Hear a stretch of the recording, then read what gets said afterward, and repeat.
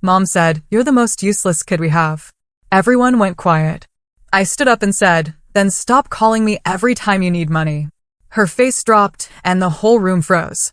I genuinely thought last Christmas was finally going to be my moment, a chance to share amazing news, to finally make my family, especially my mom, proud of me. I was engaged to the man of my dreams and had just landed a huge promotion at work, something I'd poured 3 years of my life into. But instead, that night blew everything apart between us. And honestly, it was probably the best thing that ever happened to me. To really get it, you need to understand what it was like growing up. I was always the middle child, which in my family meant I was practically invisible. My older brother, Michael, was the golden boy. In my mother Patricia's eyes, he could do no wrong. He's a doctor now, and she never, ever lets anyone forget it. Then there was Karen, my younger sister. The precious baby, the little princess who got away with absolutely everything and grew up to be a successful lawyer. And me? Linda, stuck right in the middle, constantly scrambling, desperate to earn even a fraction of the attention and love they seemed to get so effortlessly. From the time I was old enough to grasp our family dynamics, I knew I had to work twice as hard for half the recognition. Michael could bring home B's and get praised, but I had to maintain straight A's just to earn a simple nod of acknowledgement. When Karen threw tantrums and broke things, it was cute. She was just expressing herself. But if I so much as raised my voice, I was being disrespectful and needed an attitude adjustment. I remember spending countless hours in high school working part-time jobs at the local grocery store and tutoring younger kids. Not because we needed the money, but because I truly thought if I could contribute financially, maybe, just maybe, my parents would finally see my value. I saved every penny to buy my mom flowers on Mother's Day, jewelry for her birthday, and thoughtful Christmas gifts I'd spend weeks picking out. Michael and Karen? They'd grab something last minute from the mall, and somehow, their gifts always got the biggest smiles and the longest hugs. College was supposed to be my fresh start, my chance to prove myself in a field I was passionate about. I chose marketing because I loved the creativity, the strategy, the way you could tell a story that connected with people. But when I told my family my major, my mother's face fell. It was like I'd just announced I was dropping out entirely. "Marketing," she'd said, her voice dripping with disappointment. "That's not a real career, Linda. That's just playing with pretty pictures and slogans. Why can't you be more like Michael and choose something that actually helps people? Or like Karen, something that requires real intelligence and makes a difference in the world?" Those words stung deeply. More than I let on at the time. But I pushed through, graduated with honors, and landed my first job at a small marketing firm downtown. I worked my way up slowly, taking on extra projects, staying late, coming in early, proving myself over and over. Every small victory, every client I landed, every campaign that succeeded, I'd call home, bursting with excitement to share the news. The conversations always ended the same way. "That's nice, dear. Did I tell you Michael just got published in another medical journal? Or Karen just won another case? She's really making a name for herself." For years, I kept trying. I sent cards for every holiday, called every week, remembered birthdays and anniversaries. When my parents moved into their new house at 26, I spent my entire vacation painting walls and organizing boxes. My siblings? Too busy with their important careers to help. I dog-sit their German Shepherd whenever they went out of town, even though I'm allergic and would spend the whole weekend sneezing and taking antihistamines. Last spring, when my dad Robert had emergency gallbladder surgery, I was the one who took time off work to drive him to appointments and sit with my mom in the waiting room for 6 hours. Michael was in surgery himself that day, and Karen was in court. But somehow, I was the one who got lectured later about how I should have called them both with updates more frequently. The worst part wasn't even the lack of recognition. It was the constant comparison. Every conversation somehow circled back to how much more successful, more attractive, more accomplished my siblings were. Family dinners became endurance tests. Sitting there, listening to endless praise for achievements that honestly weren't any more impressive than my own, but were treated like Nobel Prize wins because they came from the golden children. But this past fall, things in my life finally started clicking into place. David and I had been dating for 2 years, and he proposed during a weekend trip to the mountains in October. The ring was simple, perfect. More importantly, he saw me in a way my family never had. He celebrated my wins at work, encouraged my creative projects, and never once made me feel like I had to compete for his attention or approval. Around the same time, my company promoted me to Senior Marketing Coordinator. It came with a significant salary increase and the chance to lead my own team. It was everything I'd worked toward. For the first time in my adult life, I felt genuinely proud. I couldn't wait to share both pieces of news with my family at Christmas, hoping that maybe, just maybe, this time would be different. Christmas morning started the way it always did at my childhood home on Maple Street. The house was decorated the exact same way it had been for the past 20 years. White lights on the evergreen tree, red and gold ornaments my mother had collected, the same angel topper since I was 5. The smell of cinnamon rolls and coffee filled the air. Christmas music played softly. I arrived around 10 a.m., arms full of carefully wrapped presents, heart full of nervous excitement. David was with his family in Portland, but we'd planned to celebrate when he got back. I'd been carrying my engagement ring in my purse for 2 months, wanting to announce it in person. My dad greeted me at the door with one of his warm bear hugs. Robert had always been the more emotionally available parent, the one who remembered to ask about my job and actually listened. "There's my marketing genius," he said, taking the presents. "How's the new position treating you?" I lit up.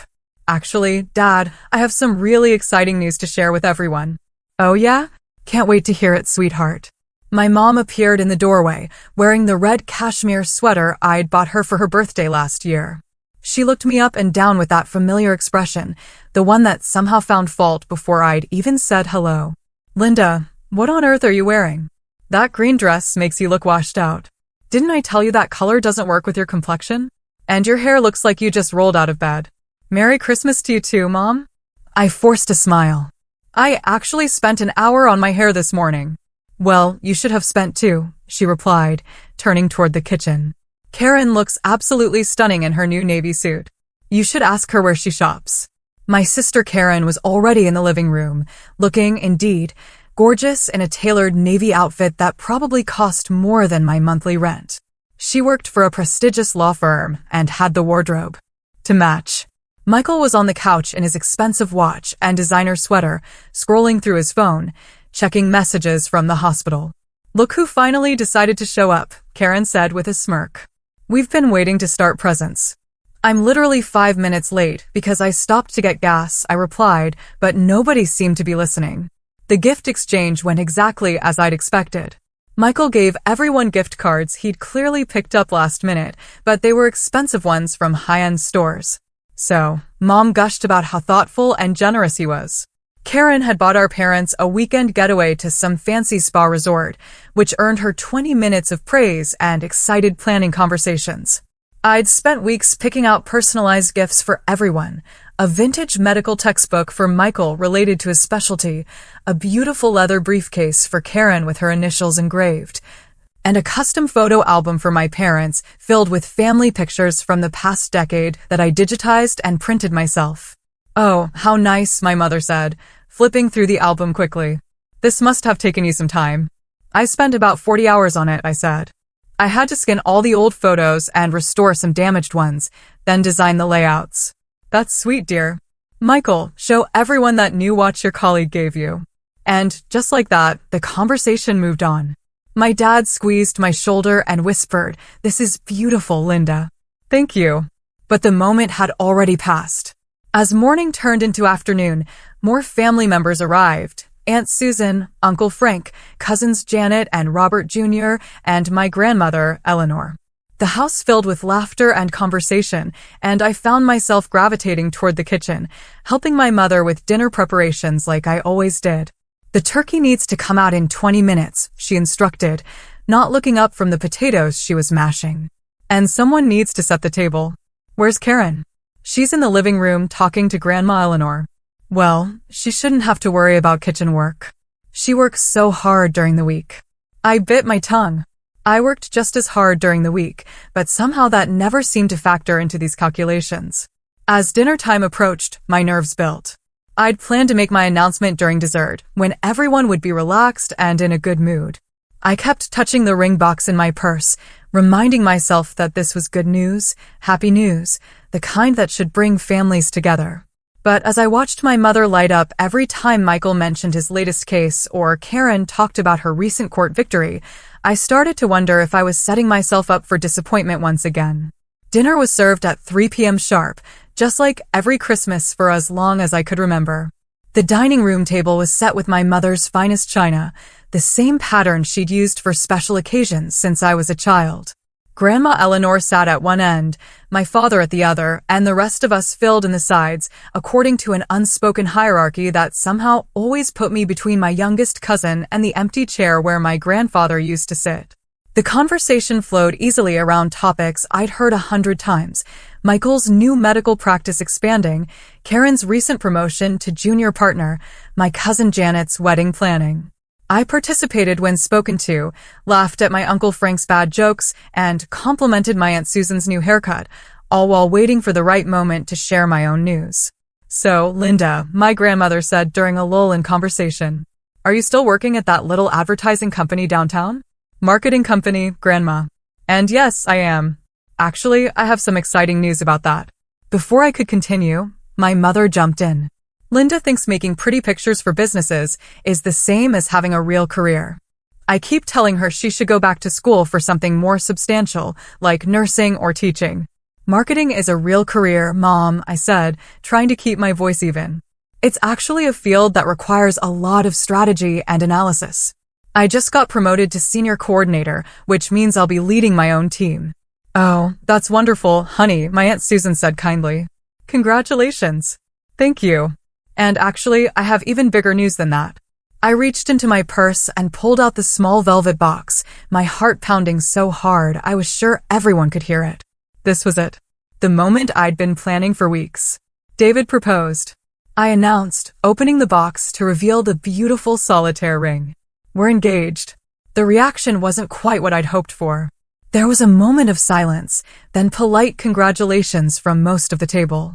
My father's face broke into a genuine smile, and my grandmother reached over to squeeze my hand.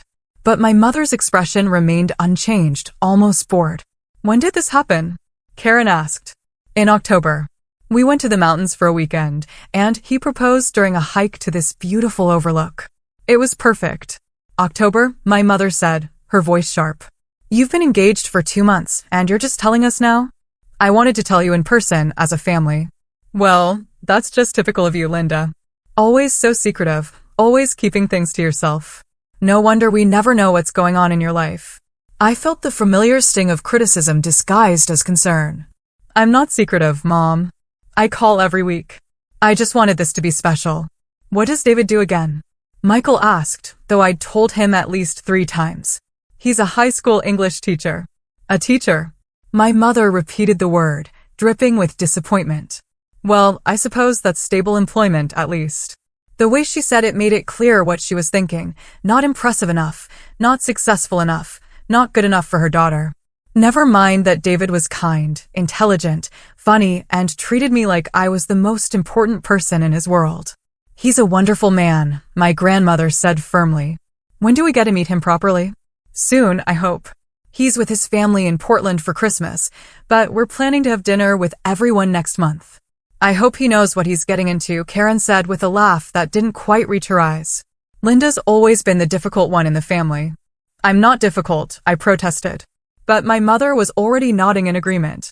"Linda has always been challenging," she said, as if I weren't sitting right there. "She's never quite figured out how to make things easy on herself or anyone else."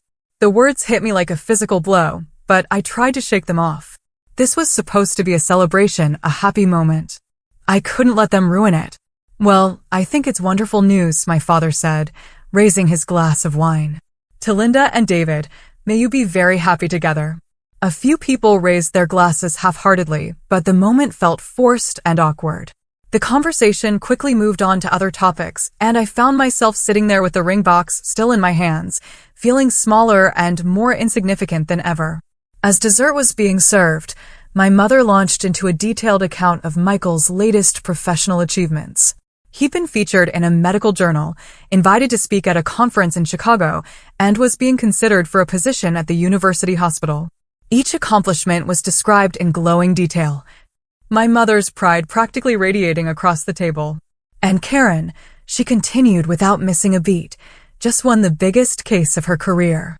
The settlement was in the six figures, and the senior partners are talking about fast-tracking her to full partner. That's amazing, I said, genuinely meaning it. Congratulations, Karen. Thanks, she said, but her attention was already back on her phone. I sat there listening to the praise being heaped on my siblings, waiting for someone to circle back to my engagement or promotion, but it never happened. It was as if I'd never spoken. As if my news didn't matter enough to warrant more than a few seconds of attention. That's when my mother looked directly at me and said the words that would change everything between us forever. You know, Linda, I've been thinking about this engagement of yours, and I have to be honest. I'm worried about David. I mean, what kind of man proposes to you? The table went quiet.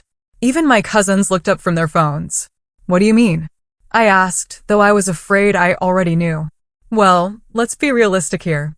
You're 32. You work in a job that barely pays the bills. You live in that tiny apartment, and you've never really accomplished anything significant. You're the most useless child we have. I just hope David realizes what he's signing up for before it's too late. The silence that followed was deafening. I could feel every pair of eyes staring at me, waiting to see how I would react. My Aunt Susan looked horrified. My father was shaking his head in disbelief. Even Michael and Karen seemed shocked by the cruelty of the comment. But for the first time in my life, instead of shrinking back and taking it, instead of making excuses or trying to laugh it off, I felt something different rising up inside me. It was anger, yes, but more than that, it was clarity. It was 32 years of suppressed frustration and hurt, finally finding its voice. I stood up slowly, my hands trembling with emotion, and looked my mother directly in the eyes. Then stop calling me when you need money, I said, my voice steady and clear. Her face fell. The silence that followed my words was so complete that I could hear the grandfather clock ticking in the hallway and the distant sound of Christmas music still playing in the living room. My mother's face went from confident superiority to something I'd never seen before, genuine shock mixed with what looked like panic. What are you talking about? She asked, but her voice had lost all its earlier authority. I'm talking about the $1,500 I've been sending you every month for the past 2 years to cover your car payments, because Dad's business was struggling, I said. I'm talking about the $3,000 I gave you last spring when he needed surgery and your insurance wouldn't cover all the costs. I'm talking about the $2,000 I sent to help pay for Karen's bar exam fees, because she'd already spent her trust fund on that trip to Europe. I reached into my purse and pulled out my phone, opening my banking app with fingers that were surprisingly steady despite the adrenaline coursing through my veins. Want to see the receipts? I continued, holding up the screen. Because I have them all right here. Every transfer, every check, every emergency loan that somehow never got paid back. My Aunt Susan was staring at me with her mouth slightly open. My Uncle Frank had put down his fork and was listening intently. My grandmother was nodding slowly, as if pieces of a puzzle were finally clicking into place.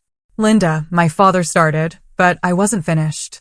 Remember last Christmas when Michael's student loans went into default because his new practice wasn't bringing in enough money yet? Who do you think paid those off? It wasn't Mom and Dad, because they were still recovering from Dad's medical bills. It was me.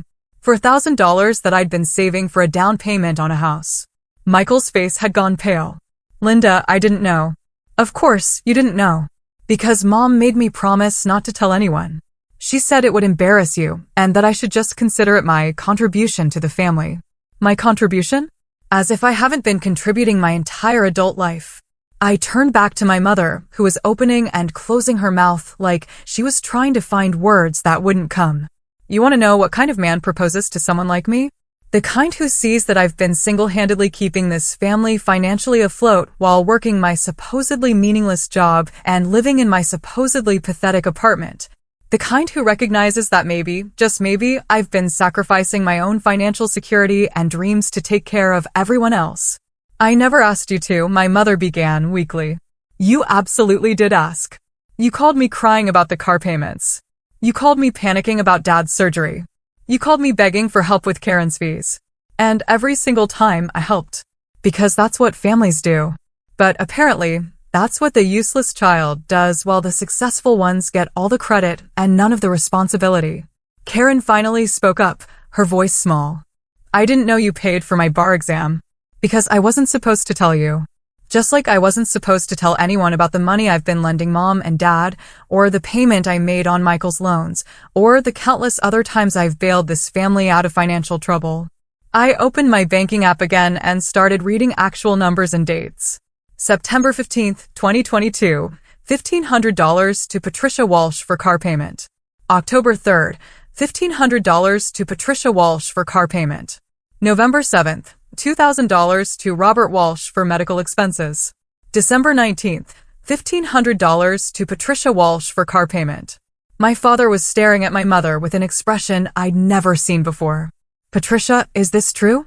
It's not what it sounds like, she said quickly. Linda was just helping out temporarily while we got back on our feet. Temporarily? I laughed, but there was no humor in it. It's been 2 years, Mom. 2 years of monthly payments. 2 years of me prioritizing your financial stability over my own. 2 years of me living paycheck to paycheck while you drove around in a car I was paying for, complaining about how unsuccessful your useless daughter is. My grandmother reached across the table and grabbed my hand. Honey, why didn't you tell any of us about this? Because I thought if I could just help enough, if I could just prove my value to this family in some way, maybe I'd finally earn the love and respect that Michael and Karen seemed to get for free. I thought if I could be useful, even if it was just financially, maybe Mom would stop looking at me like I was a disappointment. The tears I'd been holding back for years were finally coming. But they weren't tears of sadness anymore. They were tears of release, of finally speaking a truth I'd been carrying alone for so long. You want to know what David sees in me? I continued, my voice growing stronger. He sees someone who's been working 2 jobs to support her family while they belittle her career.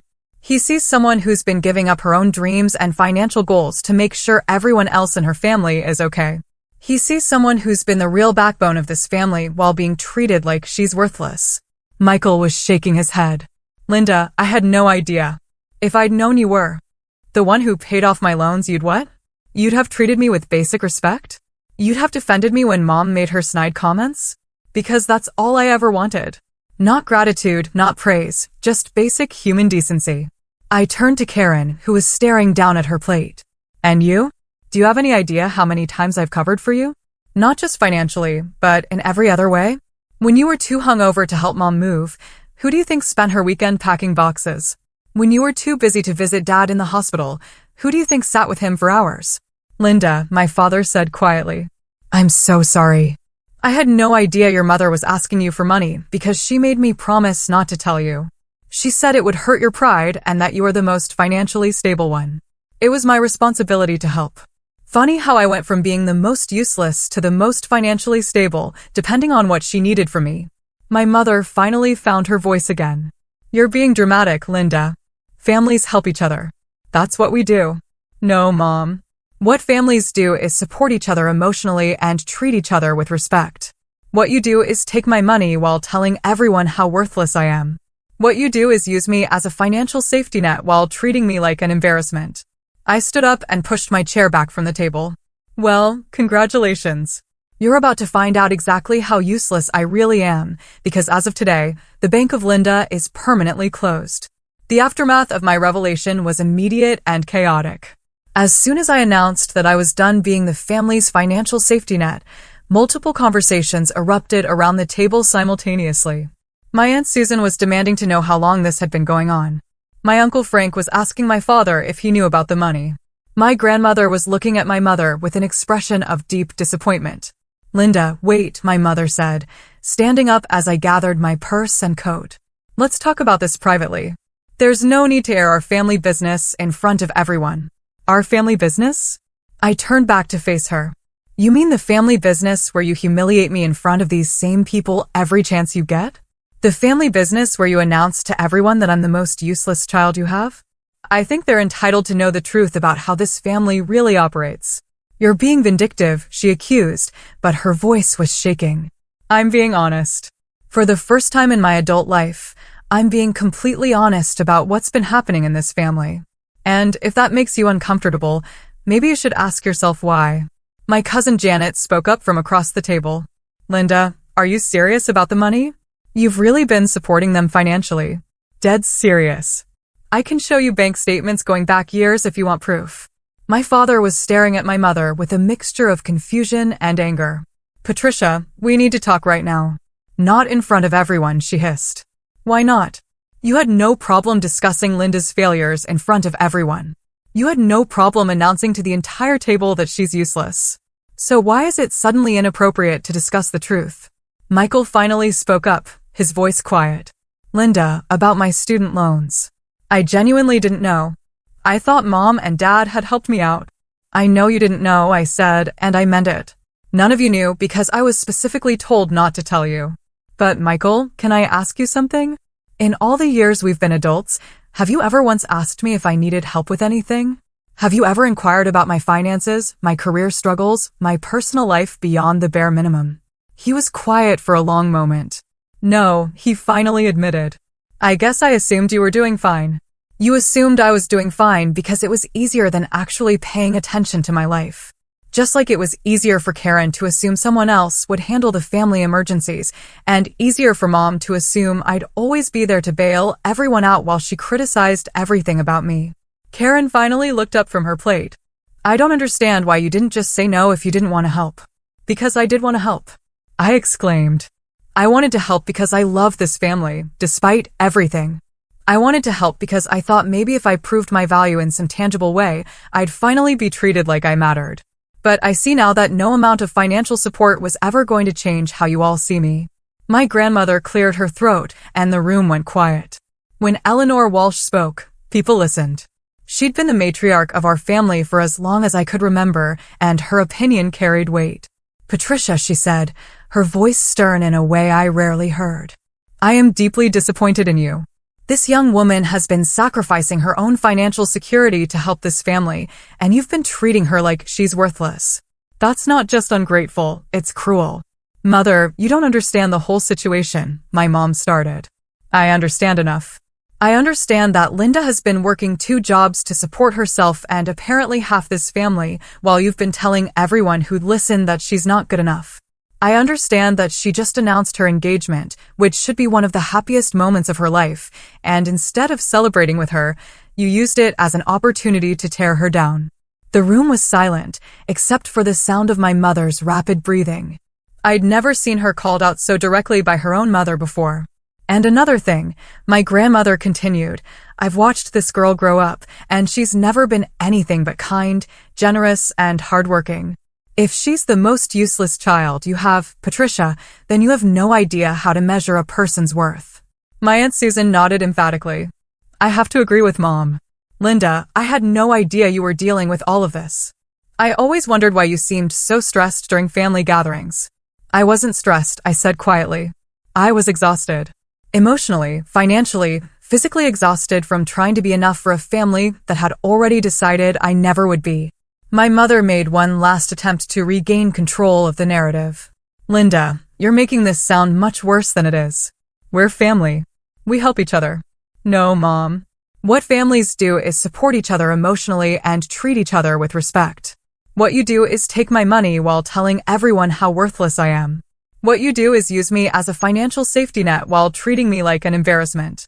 I walked toward the door, but turned back one more time. My wedding is going to be beautiful. David and I are going to build a wonderful life together. And we're going to do it without the constant criticism and emotional manipulation that I've been accepting as normal for the past 32 years. Anyone who wants to be part of that life with respect and kindness is welcome. Anyone who doesn't can keep my phone number for emergencies, but don't expect me to answer. And with that, I walked out of my childhood home, leaving behind a table full of shocked faces and a mother who was finally experiencing what it felt like to be the one left speechless. The week following Christmas was unlike anything I'd ever experienced. My phone started ringing before I even made it home that evening, and it didn't stop for days. But for the first time in my adult life, I wasn't answering every call immediately. I wasn't dropping everything to manage other people's emotions or solve their problems. David had flown back from Portland 2 days early when I called him crying from my car in my parents' driveway. He found me sitting on my couch at 11 p.m. that night, still in my Christmas dress, staring at my phone as it buzzed with incoming calls and text messages. I can't believe I actually did that, I kept saying. I can't believe I finally said all of that out loud. I can, he said, pulling me close. I've been waiting for you to stand up to them for 2 years. I just didn't want to push, because I knew you had to get there on your own. But what if I was wrong?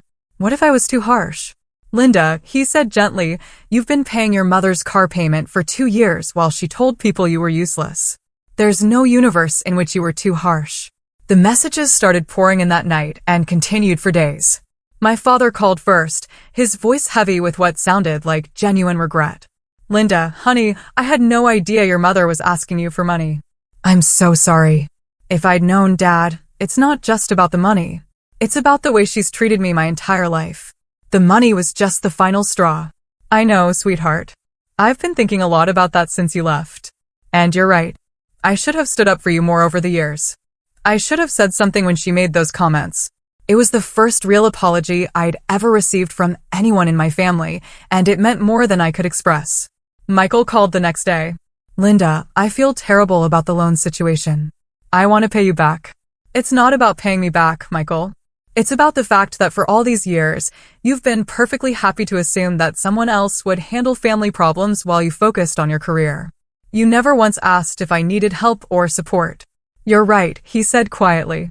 I guess I always saw you as the strong one, the one who had everything figured out. I was the one who couldn't say no. There's a difference. Karen took 3 days to call, and when she did, she was defensive. I don't understand why you're being so dramatic about this, Linda. Families help each other out. It's not like anyone forced you to give us money. Karen, do you remember what you said to me at dinner? You said I was the difficult one in the family. Do you have any idea how that felt coming right after Mom called me useless? I was just joking around. It wasn't a joke to me.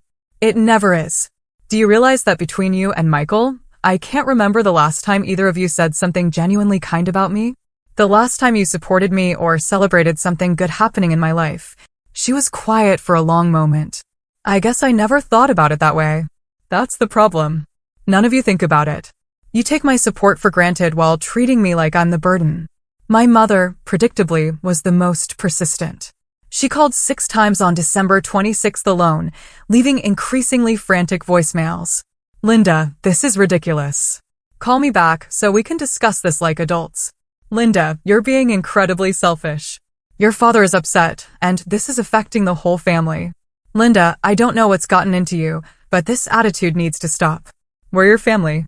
On December 28th, she tried a different approach. Linda, honey, I think I may have spoken too harshly at dinner. Maybe we can work something out about the money situation. But it wasn't until December 30th that she finally called and said the words I'd been waiting 32 years to hear. Linda, I was wrong. I'm sorry. I almost didn't answer the phone. I'd been screening her calls for days, and David had been encouraging me to take my time before engaging, but something about the 10th ring made me pick up. Hello, Mom. Linda, thank God. Please don't hang up. I need to talk to you. I'm listening. Your father and I have been talking, and I think I owe you an apology. A real one. I waited. What I said at dinner was unforgivable. You're not useless. You're the opposite of useless. You've been. God, Linda, you've been holding this family together, and I've been treating you terribly. It was the closest thing to a genuine apology I'd ever received from her. But I wasn't ready to let my guard down completely. Mom, it's not just what you said at dinner. It's been a pattern my entire life. The constant criticism, the comparisons to Michael and Karen, the way you dismiss my career and my accomplishments. I know, she said, and her voice was shaking. I know, and I don't have a good excuse for it. I think maybe I saw myself in you, and I was harder on you because of it. What do you mean? I was the middle child, too. I know what it's like to feel invisible, and instead of protecting you from that feeling, I think I made it worse.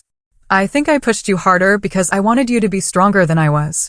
It wasn't a complete explanation, and it certainly wasn't an excuse, but it was the first time my mother had ever shown me any real vulnerability or self-awareness.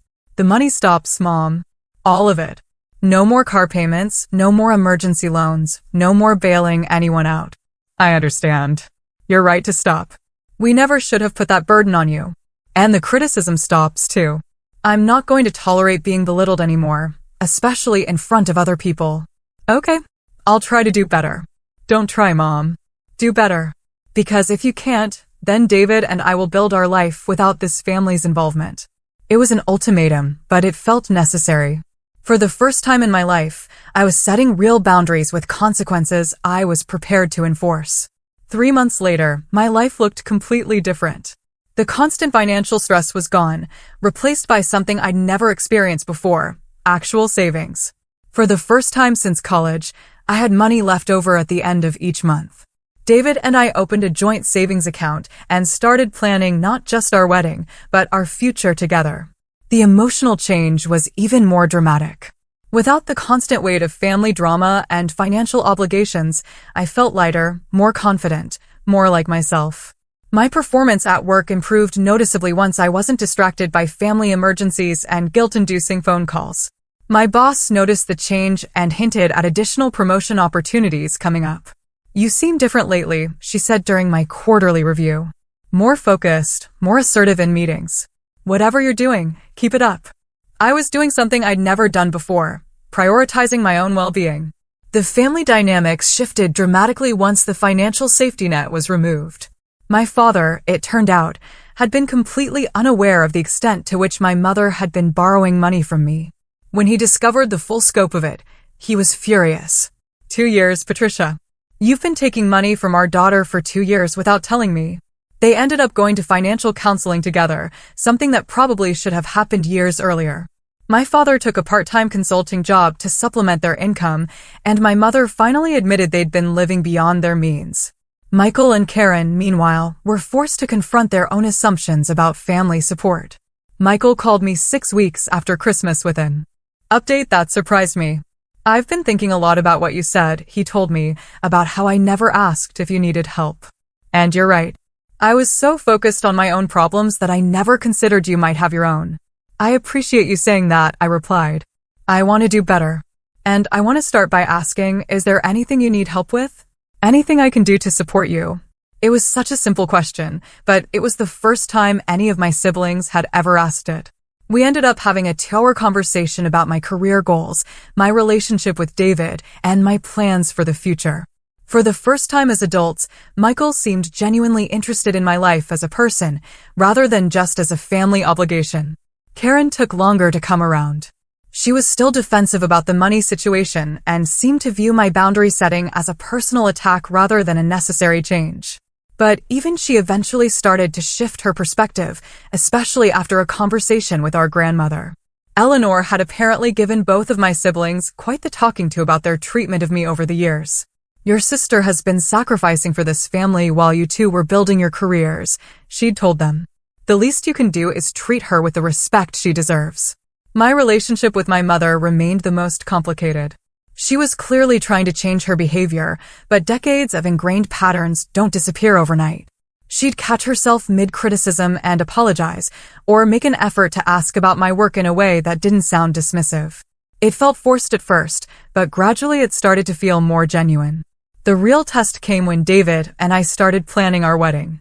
I'd been dreading the inevitable commentary and attempts to control the process. But to my surprise, my mother mostly kept her opinions to herself. When she did offer suggestions, she prefaced them with things like, "just an idea," or "only if you think it would work." "I like the photographer you chose," she said during one of our planning sessions. "The samples you showed me are beautiful." It was such a normal, supportive comment that I almost didn't know how to respond. This was what healthy family interaction was supposed to look like. My father, on the other hand, threw himself into wedding planning with enthusiasm I hadn't expected. He offered to help with costs, insisted on walking me down the aisle, and spent hours researching venues and vendors with me. It was as if he was trying to make up for years of standing by while my mother criticized me. "I'm so proud of you," he told me one afternoon as we sampled cakes at a bakery downtown. "Not just for standing up to your mother, but for building such a good life for yourself. David's a lucky man." Coming from my father, those words meant everything. The biggest surprise was how many other family members reached out to support me once they learned the full story. My Aunt Susan started calling regularly just to check in. My cousin Janet asked if she could help with wedding planning. Even some of my more distant relatives made efforts to connect with me in ways they never had before. I always sensed there was tension, my Aunt Susan explained, but I never realized how bad it was. Your mother has always been intense, but I didn't know she was being so unfair to you. It turned out that several family members had noticed the dynamic over the years, but hadn't felt comfortable intervening. My Christmas outburst had given them permission to address what they'd been seeing but ignoring. The most meaningful change was in my relationship with David's family. Without the constant drain of my own family's drama, I was able to invest more emotional energy in building relationships with his parents and siblings. They welcomed me with an openness and warmth that I'd never experienced. And for the first time, I understood what healthy family dynamics actually looked like. Your family is so normal, I told David after a Sunday dinner with his parents where no one criticized anyone, and everyone seemed genuinely happy to be together. Yours can be too, he said. It just takes time and boundaries. He was right. Slowly, carefully, with clear expectations and consequences, some of my family relationships were beginning to heal. Not all of them, and not completely, but enough to give me hope that the future could be different from the past. 6 months after that Christmas dinner, David and I were married in a small ceremony at a historic in about an hour outside the city. The guest list was carefully curated, including only people who had shown genuine support for our relationship and respect for both of us as individuals. My father walked me down the aisle with tears in his eyes. My grandmother sat in the front row, beaming with pride. My mother was there too, dressed beautifully and behaving perfectly, but I could see the effort it was taking her to hold back her usual commentary. Michael and Karen both attended and even seemed genuinely happy for us. But the people who mattered most were the ones who had supported me unconditionally. David's family, who had embraced me from the beginning, my Aunt Susan and cousin Janet, who had become real sources of emotional support, and my longtime friends, who had watched me struggle with family dynamics for years and were thrilled to see me finally standing up for myself. You look radiant, my grandmother whispered as she hugged me after the ceremony. Not just beautiful, but truly happy. That's what I've been waiting to see. During the reception, my father gave a speech that brought me to tears. Linda has always been the heart of our family, he said, even when we didn't appreciate her properly. She's kind, generous, hardworking, and loyal to a fault. David, you're not just marrying a wonderful woman. You're marrying someone who will move heaven and earth for the people she loves. I just hope you never take that for granted the way some of us have. It was his public acknowledgement of the years of imbalance, and it meant everything to me. Even my mother managed to say something appropriate during her brief remarks. Linda, I'm sorry it took me so long to see what an amazing daughter I have. I hope you and David build a beautiful life together. It wasn't a complete repair of our relationship, but it was progress. The most important moment of the day, though, came during our first dance. As David and I swayed to music in front of all the people who truly cared about us, I realized that I felt something I'd never felt before at a family gathering, completely, genuinely happy. No regrets? David whispered in my ear. None, I said, and I meant it completely. The months that followed were a revelation. Marriage to David was everything I'd hoped it would be and more. We bought a house together, using the money I'd been able to save once I stopped subsidizing my family's lifestyle. We traveled. We entertained friends. We built traditions that were ours alone. My career flourished in ways I'd never imagined possible. Without the constant emotional drain of family drama, I had energy to invest in my work that I'd never had before. I led successful campaigns, built strong relationships with clients, and earned the promotion my boss had hinted at. The girl who had been called useless was now running her own department. Some family relationships continued to improve gradually. My father and I developed a genuine friendship, talking regularly about everything from work to books to his new hobby of woodworking. Michael made real efforts to be present in my life, calling to check in and even asking for my advice on personal matters. My grandmother became one of my closest confidants, someone I could talk to about anything without fear of judgment. My relationship with my mother remained complicated but functional. She still struggled with her tendency to criticize, but she caught herself more often and made real efforts to be supportive. When I told her I was considering going back to school for an MBA, she surprised me by saying, "That sounds like a wonderful opportunity. You'd be excellent at that." It wasn't the enthusiastic support I might have gotten from Michael or Karen, but it was respectful and encouraging, which was more than I'd ever expected from her. Karen and I found a cordial but distant equilibrium. We were polite at family gatherings and exchanged pleasantries, but we never developed the close relationship I'd hoped for. That was okay though. I'd learned that not all family relationships can be fixed, and that's not necessarily a reflection of personal failure. The most profound change was internal. For the first time in my adult life, I wasn't constantly seeking approval or trying to prove my worth. I knew who I was, what I'd accomplished, and what I brought to my relationships. David's love and respect had shown me what it felt like to be valued for who I truly was. And I'd learned to value myself the same way. One evening, almost a year after our wedding, David and I were having dinner when my phone rang. It was my mother, which wasn't unusual by then, but something in her voice was different. "Linda, I need to tell you something," she said. "Your father and I were at the grocery store today, and I ran into Mrs. Henderson from down the street. She was asking about you, and I found myself telling her about your promotion and your new house and how proud I am of you. And then I realized I don't think I've ever actually told you that." "Told me what, Mom?" "That I'm proud of you. That I've always been proud of you, even when I was too stubborn or too focused on what I thought success should look like to admit it. You're an incredible woman, Linda. You're kind and strong and successful and generous, and I'm sorry it took me so long to say that out loud." It was the conversation I'd been waiting for my entire life. And it came at a time when I no longer needed it to feel complete. But that made it even more meaningful, because it felt genuine rather than desperate. "Thank you, Mom," I said. "That means a lot. I love you, sweetheart." I should have been saying that more often, too. "I love you, too." After I hung up, David looked at me with a smile. "How does it feel?" "Good," I said. And I was surprised to realize I meant it. It feels really good. But also, I think I would have been okay either way. And that was the real victory. Not that my family had finally learned to treat me with respect, though that was wonderful.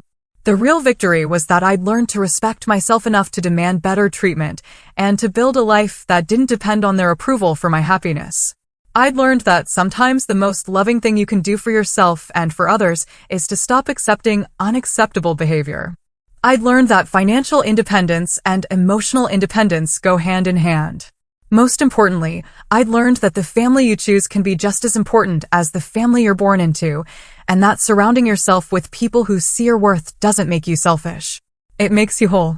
The little girl who had spent her childhood trying to earn love had grown into a woman who knew she was worthy of love just as she was. And that made all the difference in the world. Have you ever had to set difficult boundaries with family members who took your support for granted? I'd love to hear your stories in the comments below. And if this resonated with you, thank you for listening to my story, and I hope it helps someone else find the courage to speak their truth. Wishing you all the strength to know your worth and the courage to demand the respect you deserve.